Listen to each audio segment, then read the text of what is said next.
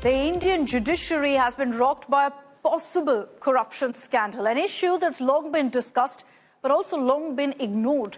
A judge in the Delhi High Court finds himself in the centre of this debate. He's no longer with the Delhi High Court but has been transferred to the Allahabad High Court. Why? Because piles of cash were found at his residence, cash which so far has been unaccounted for but was found in the judge's residence. This is Judge Yashwant Verma. You won't believe the sheer twist of fate that led to these cash piles in his house being discovered. So a fire purportedly broke out at his residence in Delhi and the judge was travelling. So his family promptly called the fire brigade and police. Now, once the fire was doused, the authorities on ground were stunned because what they found is piles of cash lying all around the house. This is in rooms of the bungalow. Now, where did this cash come from? Why was hard cash lying around the residence? Who does it belong to? We have no answers right now because there's only an in-house investigation in the matter.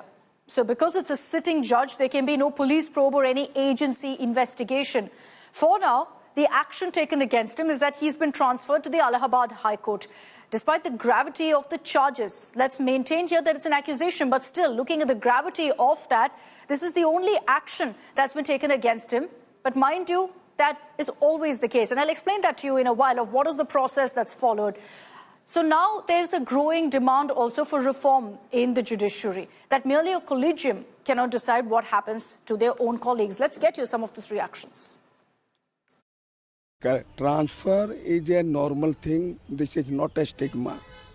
And it is appropriate when such allegations, I am not admitting that there can be any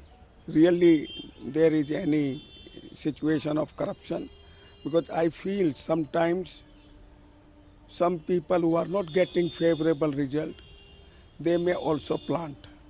And here I feel when the judge was himself not there, family members were not there, and such thing happens, fire happens, and then video being made, I feel there is some suspicion, and the collegium of the Supreme Court should make thorough inquiry. The way our system is structured is that the judiciary self-regulates itself. So it's really incumbent upon the Chief Justice and the collegium to take appropriate action only after due process and formal inquiry. So I really don't know the facts of the case beyond what's being reported in the paper, but I'm sure the senior judicial minds of this country will follow a process and then act on it.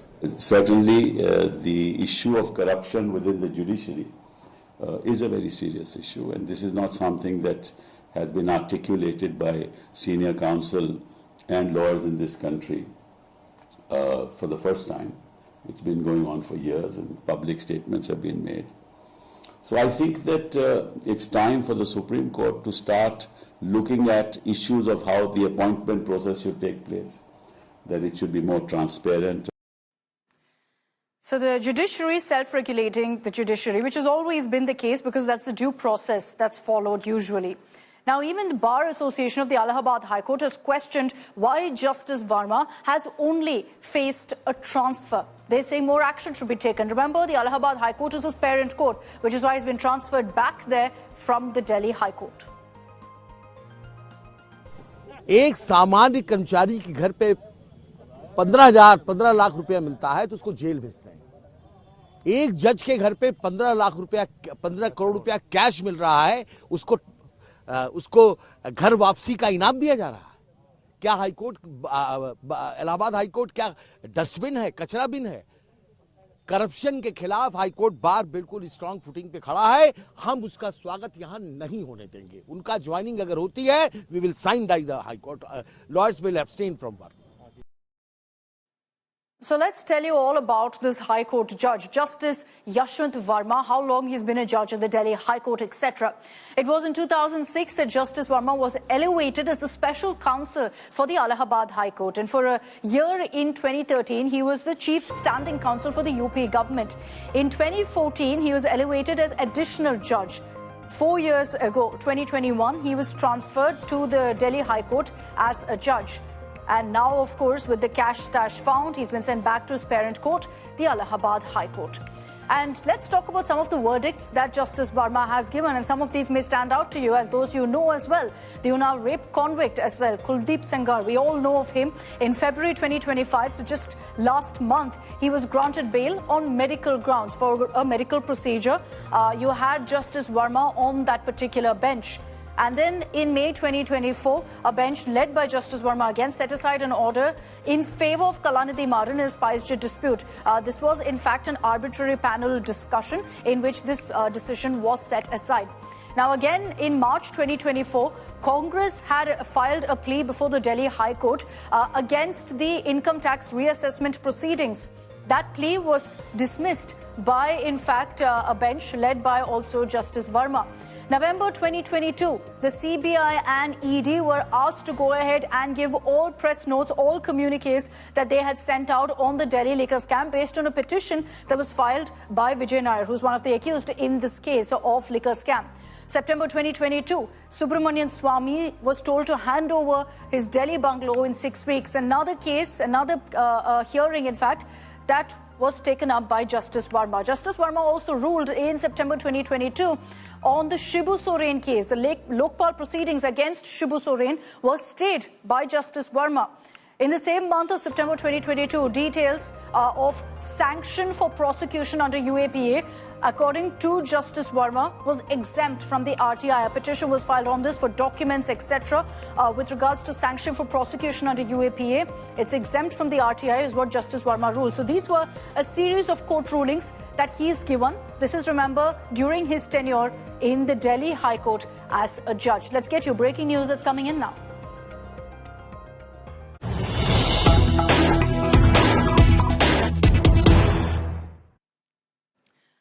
Okay, the first official statement is just in from the Supreme Court right now on this entire controversy surrounding Justice Verma. The Supreme Court has said that the Delhi High Court Chief Justice commenced the enquiry first, that the Delhi High Court Chief Justice took that first step of an enquiry. The Chief Justice of the Delhi High Court will submit a report to the CJI by today. That's the due process that's usually followed, that the Chief Justice of the respective court hands over a report first. This report is going to be submitted by tonight to the CJI. It will be examined and then processed for further action. The transfer proposal, and this is something the Supreme Court has said, the transfer of the judge from the Delhi High Court to the Allahabad High Court is independent and separate from the in-house inquiry procedure. So they're making it very clear that the transfer is the first step. Then you will have an inquiry procedure as well. The proposal has been examined by the collegium. The transfer proposal has also been communicated to Justice Verma. It's also been communicated to the Chief Justices of both the High Courts here, the Delhi High Court and the Allahabad High Court. So important updates that are coming in this first communication that's coming from the Supreme Court. Let me bring in our legal correspondent, Srishti Oja, to kind of break down the takeaways from what we've just put out on our screens. Srishti, first communication from the Supreme Court on the due process, the procedure that will be followed now in the inquiry into Justice Verma. They're saying the transfer, yes, is one step, but the in-house inquiry is completely independent of that. Well, yes, Akshita, this is the first official communication which is coming from Supreme Court today in this regard. Now, several clarifications in the court in its communication has itself acknowledged that there's some misinformation that's doing round with regard to this entire issue. Firstly, the court has said that it was a Delhi High Court Chief Justice which commenced the inquiry before the collegium meeting even happened on 28th March. The court has said that the Chief Justice of the Delhi High Court will be sending a preliminary report, which the CJI had sought by today. Now, after that report is examined and processed, further and necessary action will be taken by the Supreme Court and the collegium. Another thing that the court has clarified is that this proposal for transfer which has been made is independent and separate from the entire in-house inquiry procedure. The clarity which has come in is basically that the Supreme Court as of now has not recommended officially his transfer. They've only laid out a proposal. A letter communicating such proposal has been sent to the concerned judge, Justice Yashwant Verma, and also to the concerned high courts, being the Delhi High Court and the Allahabad High Court. Once they respond, once their responses come in to the collegium, they will again consider this particular transfer proposal and a resolution will then be passed accordingly. What we also understand from this is, Akshita, that the court has pointed out that Justice Yashwant Verma is the second senior most judge as far as Delhi High Court is concerned. But when he's transferred to Allahabad High Court, he'll be the 9th in seniority. And that has also been a consideration while proposing his transfer. Back to you. Okay, important message there being sent across, that from the second highest position in the Delhi High Court to the 9th senior most in the Allahabad High Court. Thanks very much, Srishti, for joining us with those details. The Supreme Court making it clear that an in-house inquiry will take place. But first, the transfer step has been taken and it's been approved by the entire collegium. All right, let's talk about really what is the process. When these kind of allegations are leveled against a judge, what is the step that's followed? Like I said, it's a very clearly laid out process. The CGI-led collegium first takes note, recommends the transfer of the judge, which has happened in this case as well. The collegium then seeks a report from the Chief Justice of the respective court. In this case, it's the Delhi High Court. As we just told you, the collegium has sought that report. The Delhi High Court Chief Justice will be submitting that report by tonight. An in-house inquiry will be set up by the collegium if the need arises. In this case, we will see, of course, that happening. The accused judge is also given a chance to give details or his version of events. So in this case also, the Judge Verma will be allowed to put forth why he had that cash in his residence or who it belongs to. Now, after that, if the collegium doesn't really or isn't really convinced by the statement that's coming from the accused judge, if the CGI feels there's misconduct, the High Court judge can be asked to resign. But what happens if the judge says, no, I will not resign? The CGI then can go ahead and ask the government to initiate removal process in Parliament. We use the word impeachment. Constitutionally not really referred to as impeachment, but essentially this process is that. It's about impeachment. The judge can then be impeached by a motion that's passed in Parliament. So this is the process that's usually followed. But there are also some challenges with this particular process, which has again become a big talking point. First is the fact that the only recourse to deal with an errant judge or an accused judge is impeachment via Parliament, which is also a political step in a sense. So you need to ensure consensus, and we'll talk about that in a bit. The second reason also that they've been saying that, look, maybe we should be rethinking this way is because there are only two ways that a judge can be removed, only two grounds: proven misbehavior or incapacity. It's only on these two grounds that a judge can be removed. And the third, which I was referring to, is that standard for the impeachment, the bar for impeachment is right up there. And that's because once it reaches Parliament, after that entire process that I told you about, then too, you need to build political consensus, which we see, of course, in Parliament is needed for any motion to be passed, both in the Lok Sabha and Rajya Sabha.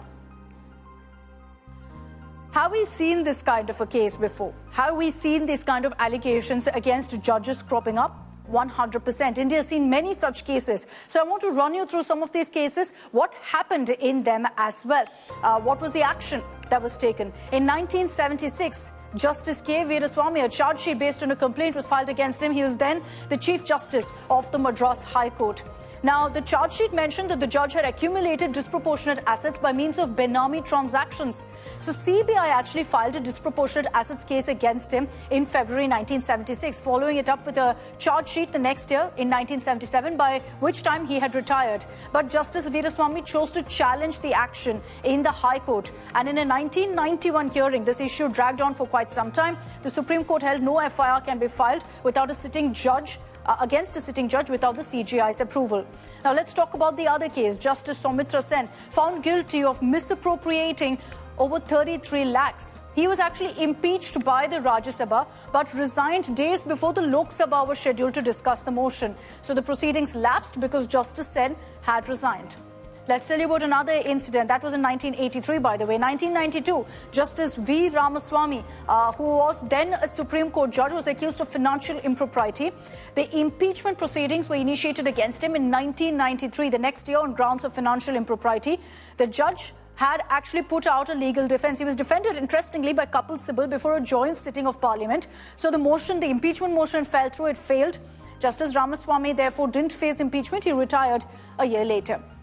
Now, in 2003, you had another case. This was Justice Shamit Mukherjee. Interestingly, here the CBI did take action, but mind you, it was after he had, in fact, moved on from that role of Delhi High Court judge. So once he was ex-Delhi High Court judge, that's when, in fact, the CBI took him into custody for his alleged involvement in a land scam under the Prevention of Corruption Act. Now, 2011, Justice P.D. Dinakaran, Chief Justice of the Sikkim High Court, against whom the Rajya Sabha chairman had actually set up a judicial panel to look into allegations of corruption, resigned. He stepped down in July 2011, just before impeachment proceedings could be initiated against him. So more often than not, these judges are given an opportunity to step down voluntarily. If they choose not to do so, that's when it comes up in Parliament, and that's when impeachment proceedings actually kick off. But the step of resignation itself is offered to them only once the probe, the in-house inquiry, is done by the Collegium, by the Supreme Court. Now, this entire saga has again led to questions on whether the judiciary should really be the judge of the judiciary. The government cannot intervene on this, and there's been a growing chorus for reform also in how this happens. The central government, and this is what sources have told us, the centre is reportedly waiting for the Supreme Court's action in this particular case of cash being found at the residence of Justice Yashwant Verma. Sources have told us that the government is waiting for due process to be followed, to be played out.